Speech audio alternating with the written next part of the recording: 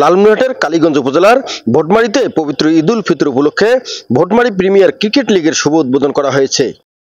Bhotmari cricket কাউন্সিলের আয়োজনে পবিত্র ঈদ উল ফিতরের তৃতীয় দিন বৃহস্পতিবার বিকালে ভোটমারী স্কুল মাঠে 6 দলীয় প্রিমিয়ার ক্রিকেট লিগের খেলার উদ্বোধন করেন গজারিয়া উপজেলা নির্বাহী অফিসার আশরাফুল আলম সবুজ।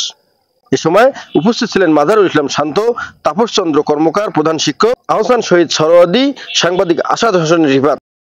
এ সময় নির্বাহী অফিসার সবুজ বলেন, সামাজিক সচেতনতার পাশাপাশি যুবকদের মাদকাসক্ত ও জুয়ার আসর থেকে ফেরাতে খেলাধুলার মাধ্যমে সবাইকে একসাথে কাজ করতে হবে।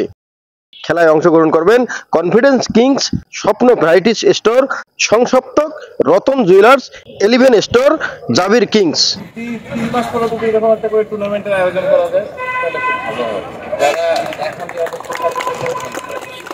M A Rahim, news channel 24, news desk.